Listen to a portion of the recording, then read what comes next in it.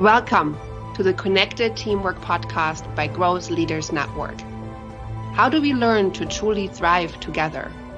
How do we stay connected to our authentic selves, each other, and our purpose as a team, especially when challenged? How do we unlock the deeper levels of group intelligence? Enjoy this episode of the Connected Teamwork Podcast and learn practical tools to evolve the connectedness of your team to its next level.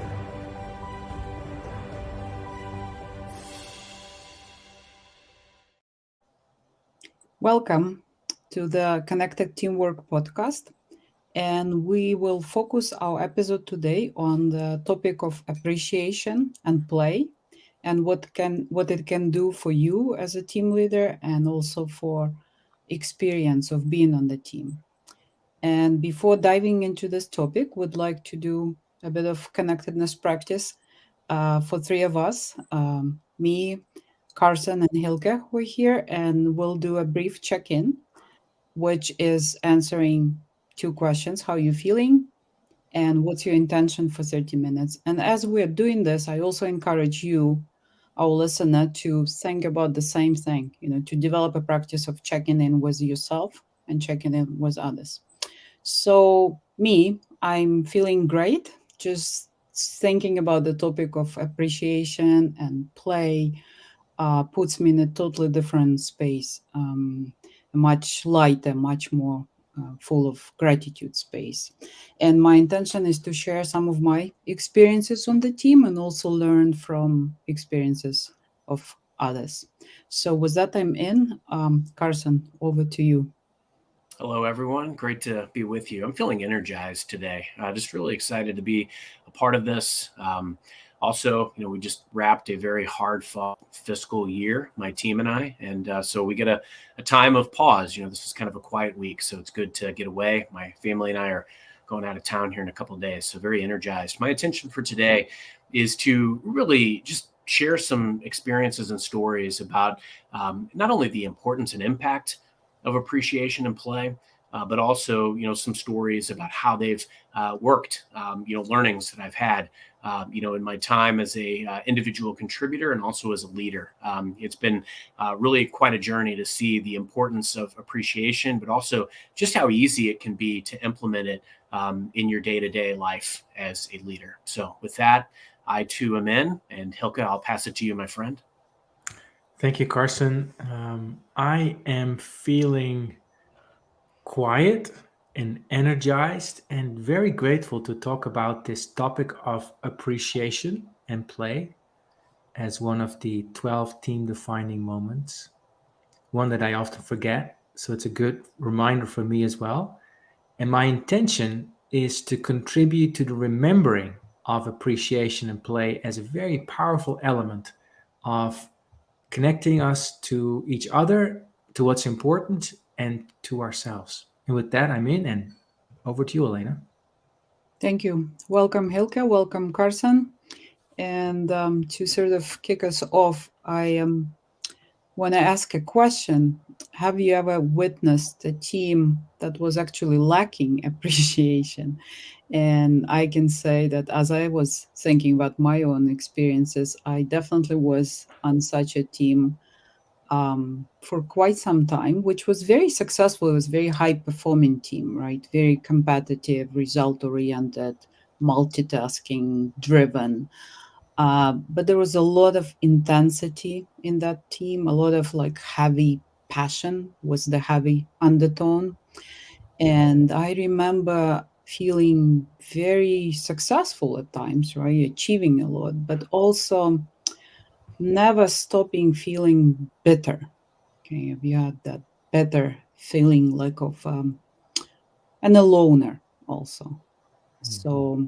So I wonder whether you had such similar experiences or witnessed some teams that were actually lacking appreciation. And money was not an issue there, right? So we were very well rewarded in terms of being paid and having bonuses and some other gifts. So that was there, but somehow that was it was considered that's already enough. So I wonder what's your experience with teams that might have been missing out on appreciation? Hylke, you want to go first? To me, it's a very confronting question because I think of a lot of my life where I led personally teams into non-appreciation.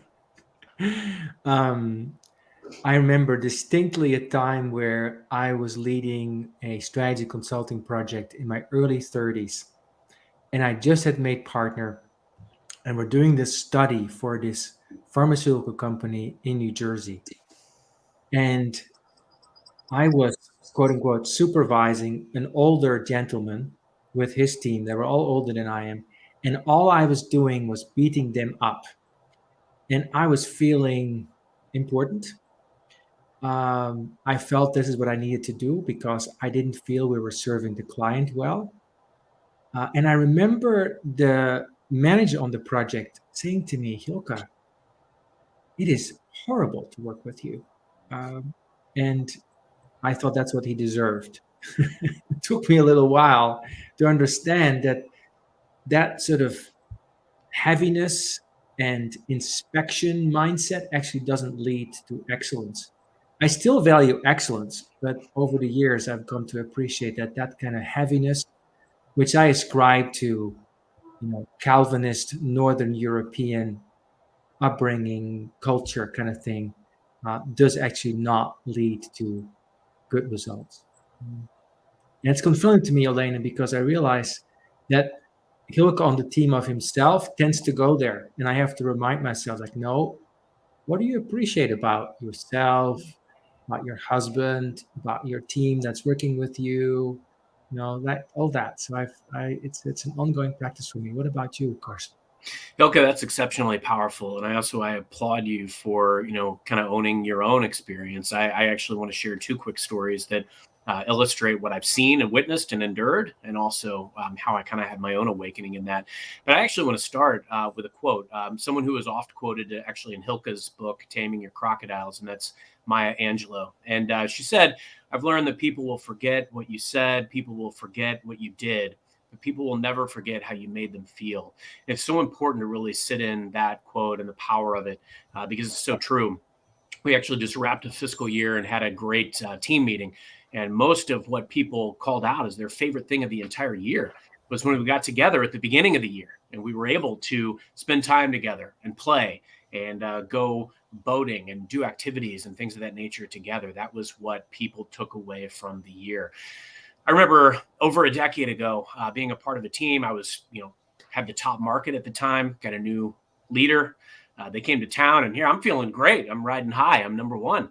And the leader comes in and he starts picking apart my market, everything that he didn't like about the market. And I definitely know and remember vividly how it made me feel. I ended up leaving that culture. And it was a drastic shift from the culture that we had there previously, where they were being very transparent, really giving us a view into what they were grappling with as an organization. And, we could see line of sight to budgets. And we felt like we were really a part of something. And this person came in and really shifted the culture. And it was painful to endure, painful to be a part of. I remember my own awakening. I was actually part of a pretty tough culture even before that, where my manager at the time was really coming down on me, my peers, my colleagues. We'd been performing very well. There was a challenging month that we were amidst. And I found myself, Hylke, very similar to as you just described. I was being the conduit of that tough message. I was coming down on folks and calling out where they were, making missteps with the fundamentals and, really just hanging the results in their face. And, our normally very motivational daily stand-ups were becoming anything but. And I took a hard look at myself in the mirror and I said, what do I do to change this? And so the next day I just kind of came out and made this daily stand-up exciting. We had music and I just started, making up fun nicknames for people and, calling out where people were doing great things or were capable of great things and made it exciting and fun again. Well, guess what? We had an amazing day and turned it into an exceptional month. And I think that really speaks to sometimes we can't go to that knee-jerk reaction of wanting to focus on the outcomes. We've got to focus on the people. Thank you, Carson. I'm seeing here kind of amazed how similar our experiences were, even though we all worked in different industries in different parts of the world. Because I used to be a very, serious manager, still am at times, who was really focused on, results and metrics and indicators and reviewing what we achieved and what we didn't achieve and so on. And for me, the biggest shift occurred when, through my own experience, and I appreciate, Carson, that you shared that episode of, that manager who came and, you know, tore apart whatever you were building and doing, right? Was his, critic and probably not so appreciative view. I had similar experiences, and I think we're all learning from these types of individuals to do pretty much the same, right? So we kind of copy what we see from our teachers and leaders, and then for a while we just run with that, right? Up until the point where you face such um, discontent and disappointment about yourself and what's happening around you, that you start asking questions and finding new answers. And the answer that I found for myself one day was, um, instead of waking up every morning was the thought of what are the tasks that I need to do today, what are the problems that I need to resolve today. My first question was, how can I make this day more fun, more interesting for people I work with? And that really changed the whole, landscape for me and for people I worked with. It brought so much more joy and fun and playfulness, and the results also. So that was the biggest shift I experienced. And so I'm curious, Hylke, how that might have happened for you. What made you um, different and change? Yeah. Well, is happening, I would say, is happening for me. It's not complete. It's is happening because I can go back to that not so appreciative place. There was a coach that once asked me, on a scale from 1 to 10, how much do you believe you are enough? 1 to 10. And at the time, I was somewhere at 4, 5. And then she asked, so how do you treat yourself and others when you believe you're 4 or 5 of not enough? Well, I'm hard on myself. I feel bad about myself. I'm always looking for what's missing. Um, I'm always looking towards the future. Something has not happened yet, or I'm always looking back at the past of what I did wrong. And I treat others the same way. And the closer you get to me, so when you're married to me or when you're a close teammate, you get a heavier dose of that because that's my way of actually expressing love. That's the way I love myself, by beating myself up. So I do the same with you. And so as I started to walk up that scale, because the next question then is, so what would it be like if you treated yourself a 10 in terms of enough?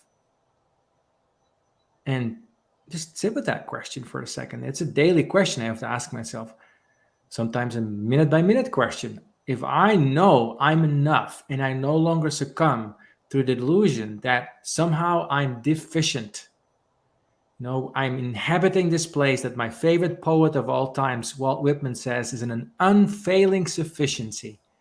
I am free, I'm playful, I'm still focused, I'm still going to be holding high standards, but I'm not hanging myself and others on those high standards. That's what happens for me. So, what about you, Carson? I realized relatively early on in my career what I enjoyed, what I needed in order to thrive and in order to do my best work. And so, as a leader, I always tried to instill and give that same experience to the people that worked for me. And by and large, I've been successful in being able to do that. But I've had my missteps, as I articulated earlier. I'm reading From Strength to Strength by Arthur C. Brooks, and it's really an incredible book about kind of how you realize some of the areas where you can peak in your life and career, and then also how you pivot and transition as you get older in life and frankly more experienced in your career. it's also there's a thing in there that's really about if you're a striver, how you can have a striver syndrome, and in essence, if you're always striving to do more, you can be left feeling emptier and emptier. And so a lot of top performers can get to that point, and a lot of times recognition is what they thrive on. It resonates. The book resonates with me a great deal because I was tagged at an early age of being gifted, but I was an only child, and a lot of times that can be almost a curse. Because you're always trying to reach this accolade that you can't quite get to. I grew up with this chip on my shoulder. I wanted to make my parents proud of me. I think a lot of people go through that, but I didn't decide on a major until late in my career, or late in my school career, and really wasn't sure what I wanted to do. I got into sales by accident, and fortunately found some success. But I remember going to these big events, as I was started to win awards, and feeling like a king. I felt that, feeling like an important part of something great, and feeling like part of the team. It motivated me to achieve that success again, but I also wanted to make my team feel that way too. I've always tried to really adopt the process, the fundamentals of servant leadership, and making sure that the people that worked for me could have that same feeling of being a king or queen of their respective kingdom. And so I was always looking for, what are the ways that I can do that? And I always felt good when I was given transparency and I was given trust by my leadership, and I was hearing what mattered to them most. So I always tried to reciprocate that to my teams, whether it was, daily recognition emails, calling out, hey, this is the successes that we had today. These are the people that did a great job. We do now with my team, I do a weekly DJ of the week program where whoever had the best learning, share best practice from the week prior, or maybe a deal win, they are a DJ of the week, and they pick the song to kick off the team meeting. It's these things that get people feeling good, tagging people in multiple social arenas. There might be internal areas where I can give praise. I know how that makes me feel when I get it. So I always try to instill that feeling in others, sending emails to their managers and calling out, great contributions that they've made. And, lastly, I would also say, I was just talking earlier about the team meeting that we just did. We finished a challenging year. Not everybody was overly happy with their year and how they kind of finished from an outcomes perspective. But we spent the entire team meeting, an entire hour, giving out awards for some very serious things, for results driven, some kind of silly and whimsical things, where people were giving awards for best smile, or the ways that their teammates made them feel. So I've had those realizations in key moments of my time and in my career, and even in those dark down times, being called out for something that I did and made someone better or felt good. I always try to give that and impart that to others. Great ideas, Carson. Thank you. We're going to take a small break, just 15 seconds or so.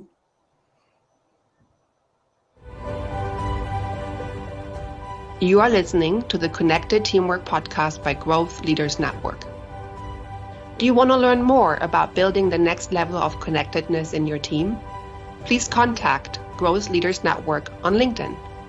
And now, back to the show. I want to expand on something that Carson was just describing, right?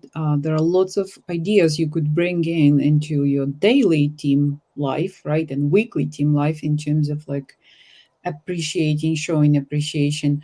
I'm also curious to explore the topic of how you help others to learn to express appreciation, focus on appreciation.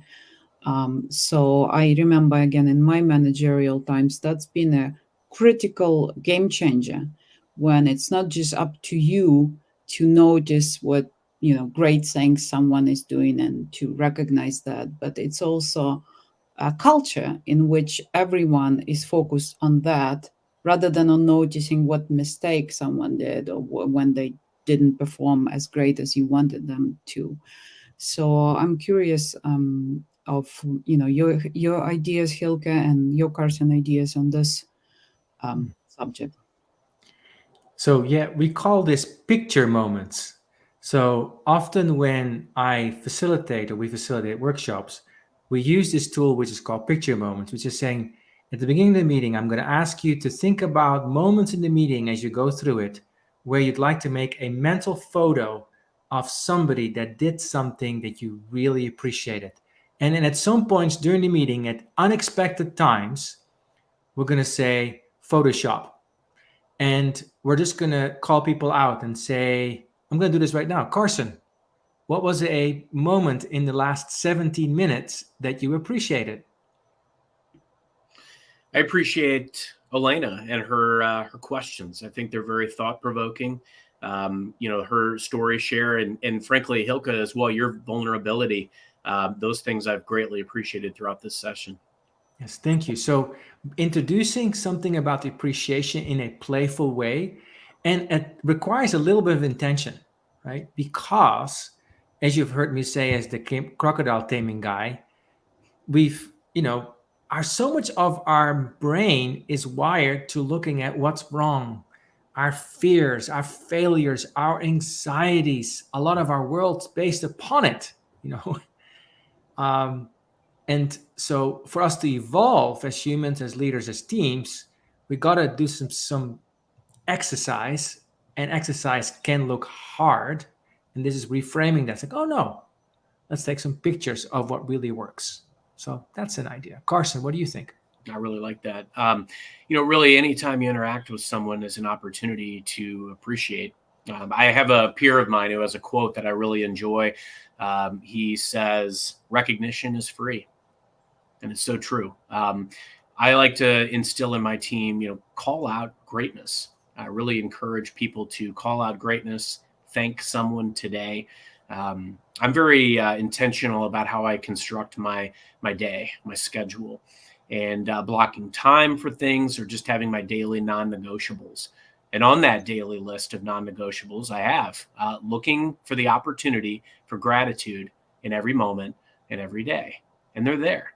Whether it's a one-on-one that I have with somebody on my team, giving me the opportunity to thank them for something specific that they did and being intentional about that, especially when you can be cognizant that they spent a considerable amount of time and effort in doing something. Call that out, even if it's not perfect, right? Because none of our outcomes, none of our crafts are perfect. There's always something to build on. As leaders, we always have this opportunity to thank people for contributions they make. Somebody sends an email, a follow-up email, maybe to a customer or an internal colleague. I will often send a note back to that person and just, acknowledge the quality of the message. This was a great message. I liked this. And then sometimes you can give them also a maybe think about this, but always kind of leading with that acknowledgement, that appreciation. Look for that opportunity for gratitude in every moment and every day. And a lot of times too, I'll give public praise. I may make a post out on a social channel like LinkedIn, tagging colleagues, customers, people that we're doing things with that I appreciate.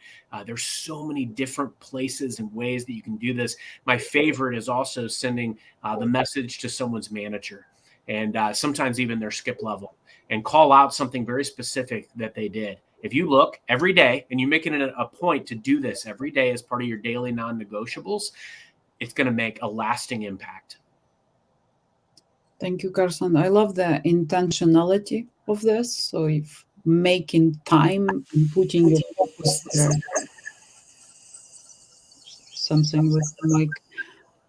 So that really makes a huge difference. I remember a challenge that I picked from Facebook or something, which was focus on 3 positives each day and pick up the 3 positive moments. So same can go for gratitude, like if you have a challenge for the team members, find 3 things that you want to thank different people for during the day, or in your team meetings, always leave time in the end or in the beginning of the meeting or in the middle of the meeting for exchanging gratitude. And the intentionality of this and the sustainability of it is going to really change the culture. I remember having a very difficult boss that I had to work with, difficult for me. We were not in good match in many ways, and yet we had to work together. And after half a year of struggle with my feelings about that and being torn between idea of quitting or staying because I built a lot in that company. So I wanted to stay, and yet the communication was really difficult. I shifted to thinking, what are the things that I can respect about him? What are the things that I can learn from him? What are the things that he does better than me? And I need to recognize that. I need to treat it as a gift. And that really changed the whole dynamic of our relationship. So that brought me some dramatic changes throughout my life, just that one shift. So, and ever since then, every interaction where I feel I get into this, I don't know, heavier, more critical, more darker space, if I am aware of that happening, or someone helps me to become aware through feedback, I sort of pull myself to that other space, like what I can appreciate about this interaction right now, with this person, or about this person, or about this group of people. So yeah, definitely. We only have a few minutes left, so we're gonna do also an intentional practice right now, which is called "In My Eyes." In my eyes, what makes you great? So we're gonna demonstrate this as something that you could do with your teams at any point. So I'm gonna start. I'm gonna talk about Carson, and then Carson will talk about Hylke, and Hylke about me. So, Carson, in my eyes, what makes you great? You have a lot of care and a lot of kindness, and I really enjoy that. And I admire the fastness of your thinking. The multi levels that you could see in everything that's happening, and the dynamics of that. So, and I really, really appreciate. The interesting thing, we never met in real life, right? We only met online and on these podcasts. But I really, really appreciate this connection. Thank you. Thank you. Wow. Makes me feel really good. Thank you, Olena. I feel very similar feelings for you. Really excited to continue to get to know you. Hylke, in my eyes, what I appreciate about you, very similarly, we've never met in person. Those of you who are listening today, you may not know this. Hylke did a training, a workshop with my team a couple of years ago. And a lot of us have done these workshops as part of our career. If you know anything about me, I always like to go a little bit deeper. And in this case, what Hylke left with me really resonated a great deal. It had me looking at my life and my career in different ways. I read his book, Taming Crocodiles, and I watched some of his videos and interviews on YouTube. And I was going through a time in my life and career where I needed to do things differently. And so it really resonated. And I reached out to Hylke, and it has turned into a real friendship.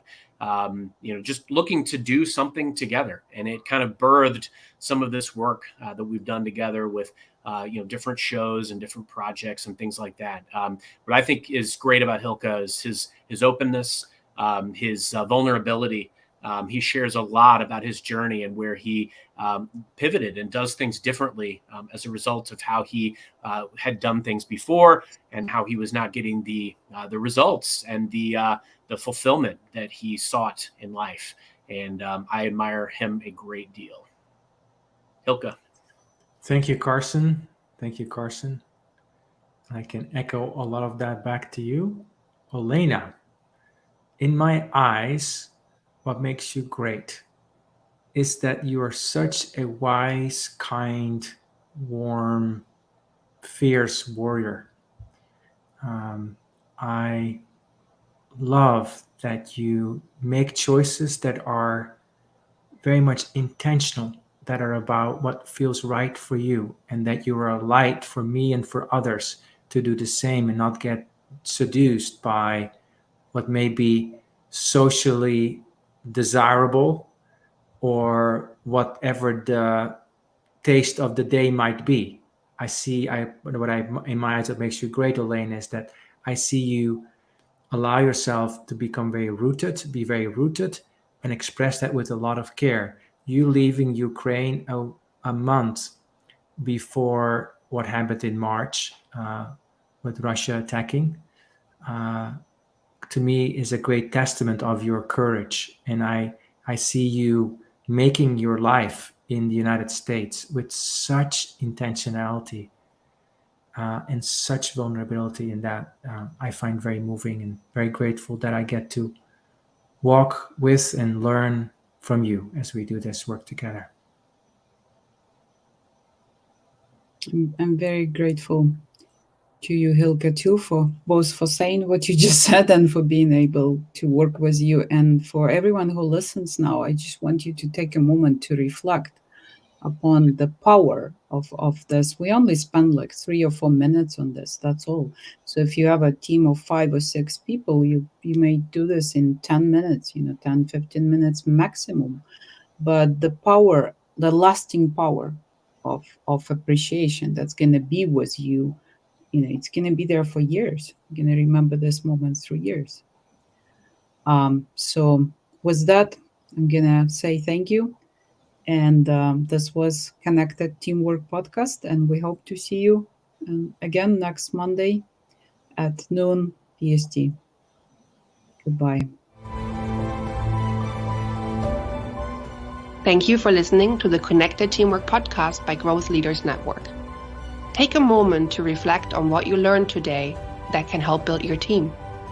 Also, if you like, think about one of your team members and what you appreciate about them. Let them know. Enjoy connecting more deeply to what is great about them. And see you next time at the Connected Teamwork Podcast.